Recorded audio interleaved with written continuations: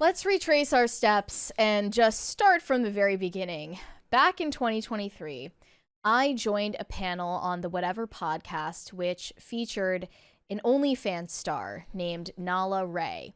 And since then, she has renounced sex work and professed the Christian faith.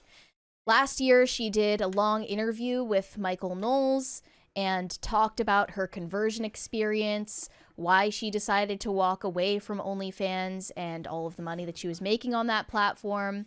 I was happy for her with the information that was presented to me.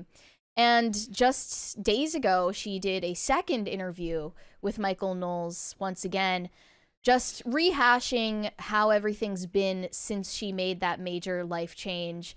They interviewed her as well as her now husband. 1 year after her powerful story went viral, Nala returns to Michael and, this time joined by her husband, for the first ever repeat guest episode. In this candid and deeply personal conversation, Nala reflects on the incredible changes in her life since leaving behind her $9 million OnlyFans career and embracing her faith. She addresses the challenges she's faced, the lies she has uncovered, and how her journey has shaped her new purpose. Michael, Nala, and her husband discuss the power of redemption, the importance of a supportive marriage, and the hope they've found moving forward. I watched through that interview over the weekend as well. What were your thoughts? Before we even get into the rest of it, what were your thoughts on that? My main takeaway actually from that was it's so easy to see a clip of someone and it just turns into a certain narrative, and then people just get really committed emotionally to believing that narrative. They pointed out, and I think this is the part of the interview most worth watching for anyone, is this clip from her latest appearance on Whatever. After she had quit OnlyFans, she said on that podcast panel, "I lied to everyone." And I knew before I even watched that clip exactly what she was referring to.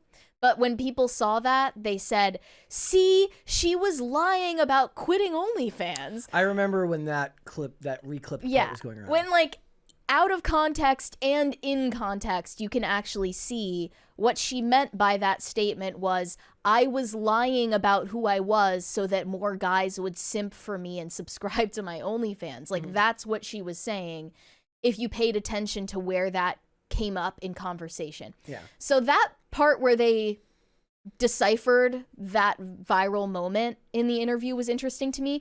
The rest of it really did seem kind of redundant and more... The rest of the interview? Yeah, just doubling down on the same exact things they were talking about the first time around.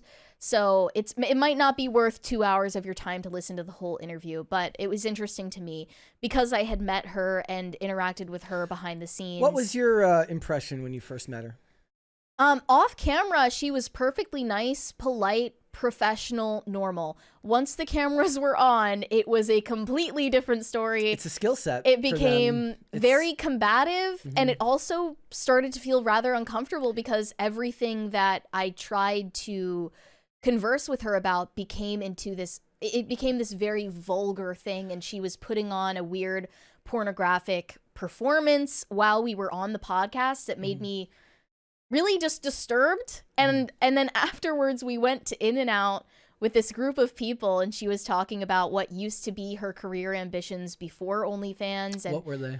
She was thinking about being I think a dental hygienist, but there were other things she was talking about, like she wants to start a business. She's just always had some kind of competitive nature and entrepreneurial mindset, and that came across to me.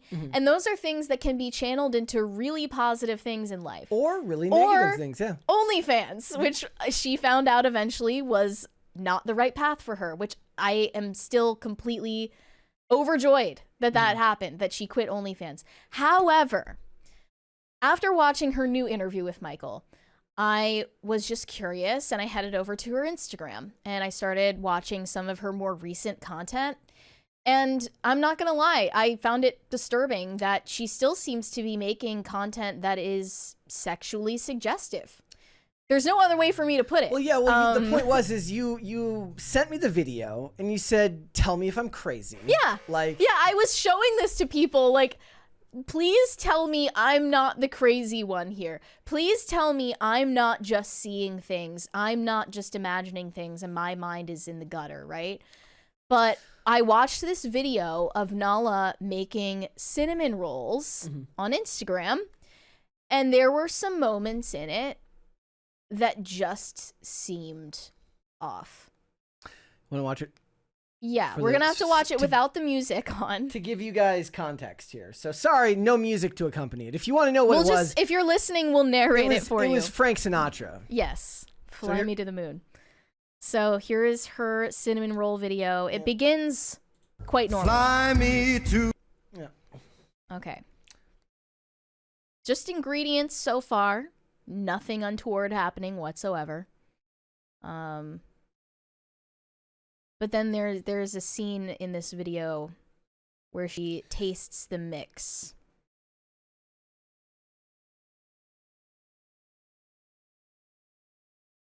It starts here.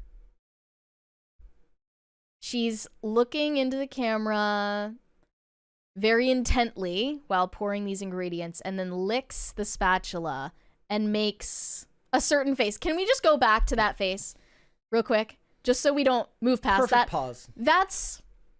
That's the face she makes after licking the spatula. Okay, go on. Okay. Still pouring things while staring very intently into the camera, slowly pouring melted butter. But I'm just crazy, right? Okay, she tastes it again, makes another weird face. All right, now the rolling pin is what sealed the deal for me. The rolling pin sealed the deal for me. I was just like, no, like that's not normal. Brand new rolling pin. Just saying. So yeah, if you're listening rather than watching, she takes this rolling pin and spreads flour on the rolling pin. She jerks off the rolling pin. Yes, by stroking it, okay? And I don't know if that's like normal. I've never done that. But I posted this video on Twitter and I was like, please just tell me if I'm crazy. Am I the only person who watched this and thought there was something weird going on? Yeah. And it turns out I was not just imagining things, and other people see the same things I do. However, I am still getting a huge amount of replies that are saying, no, you are the gross one. You have porn brain. Your dopamine receptors are fried. You're imagining things, and all she is doing is innocently making cinnamon rolls in her kitchen. You need to get your mind out of the gutter. I want to know why cinnamon rolls have become a battleground for internet tradwives. Seriously, so what the is first it about time cinnamon rolls? it was Nara Smith making cinnamon rolls. Yeah. And then that enraged everybody. Now this is Nala making cinnamon rolls. It's enraging everybody. And like some people are responding to this and extrapolating a lot more than I did. In like farther than you? Right. Oh, it's all been a fraud the whole time. She's lying. Is that what you think? No, I don't even know what I think anymore. I definitely don't want to sit here and say I know for sure, like Nala's lying about being Christian. My best guess right now, like with the information I have, is that she believes what she's saying. And this might be naive of me, but I think one possibility here is that this is the only way she knows how to act on camera, given her former line of work. It might just be the way that she perceives herself, and it will take a long time of not being perceived by the public to filter that out of her behavior. Unfortunately, though, right after quitting OnlyFans, she dives right back into being an influencer, and I don't think that was the right choice for her. Probably a difficult road to go when your work as an influencer is going to still be so closely tied to what you were doing before. There's a lot of overlap there. But, like, okay, I tried to pose this hypothetical. If this weren't Nala in the video, if this were just some random Instagram chick, would you have thought the same, that it was suggestive, or is it more informed by the fact that you know who she is and what she did? I think the makeup informs it more than anything. The amount of like mascara and eyeliner is just absurd to me, so it just seemed over the top. But yeah, I mean, it would look like low effort, confused version of it, whereas like the point was before she would have been doing heavily sexualized things, and now she's trying to not do it, so it just comes off as confused somewhere in the middle, as if she's trying to stop herself and she just doesn't realize it. I don't know. But then again, you have to take account of the fact that every scene in an edited social media video is intentionally placed there. We're going to talk about it later when it comes to Botox, that facial expressions say a lot. It's not a coincidence that the rolling pin part was included in the video, okay? She knew that was included in the video. It's not a candid thing where like she's live streaming herself for 5 hours making cinnamon rolls and she maybe did something that she didn't realize. That was very intentionally placed in the video, and I can't look past that. So either her brain is just wired this way after years of objectifying herself, she doesn't know how to break out of that mold, or she is consciously including this. And one person in my reply said, something tells me she acts like this in these videos because of the people that troll her, and she does this to make them more angry. That's not the own you think it is on whoever is trolling you, though. Yes. Like, you're letting them win, and that's the definition of audience capture. Marco says licking the spoon came off more like indulgence. So you could point out that if you knew nothing about her, maybe the combination of the makeup and knowing her past makes you see it in a way that is different than how it might be perceived if you had no information on her at all. But the point of it in general is to obfuscate in a way that makes this conversation necessary to begin with, which is interesting. But for me, I'm just like, you know what? Most of the conversation seemed to break down to people being like, well, now you need to apologize because I told you she hadn't changed. And I don't think that you have anything to apologize for. No, I'll say F that. I'm not apologizing to anybody. I'm not apologizing to any of these people in my replies, like Pearl or whoever else is making this their like personal crusade, because I think it's entirely normal to change your opinion based on new information. And I don't even know what my opinion is right now because I don't have all the information. I haven't spoken to this woman in 2 years. So I'll just say my opinion is her current content is weird.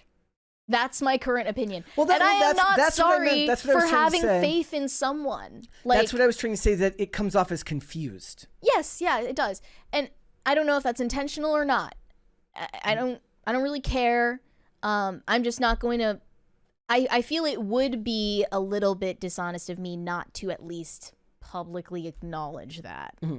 Because I did appear on a 4-hour-long podcast with this woman before she changed her lifestyle, and I congratulated her for that at the time. And now I have new information and a new opinion. I don't think that's such a bad thing. Well, the internet kind of indicates that you should have the right answer the first time every time, and if you don't, you should apologize. Yeah, I hate that. I hate that mindset, and I reject it wholeheartedly. Ladies, time to find a new food to make. Cinnamon rolls are now passé. What do they make? It is time to move on to, I don't know. What? You know what? Yeah, lean into it. Make them a sandwich. Sandwich? Ham sandwich. I would say Rice Krispies from scratch. What is the least sexy food you can make on Instagram? I have no idea. What do you think? I have no idea. You're probably right. Homemade Cocoa Puffs. Yeah. Well, there's the one lady on Instagram who's like, I made this from scratch. Yeah. And she like pulls the food from the ground. Yeah, she does. She does everything with her eyes closed. Yes. And she's like, with my kids that are 82 months old and 112 months old. If anything, this is just a testament to how popular tradwife content has become. Well, yeah, and there's a whole nother discussion to be had about what that means. I said, like, in a lot of ways, trad has become a fetishized Yeah. content topic online, even if it wasn't initially meant to be in that way, and even if there are good intentions behind the concept of having traditional roles in your relationship. Nothing like that, no good intention survives the content machine. Once it becomes something to be voyeuristically viewed by the public, it is not the pure concept that you think it was. And I think that goes for everything. Thanks for watching. Listen to full episodes of Pop Culture Crisis on Spotify. Keep up with us on social media and make sure you subscribe and ring that bell so you never miss the show. Bye, guys.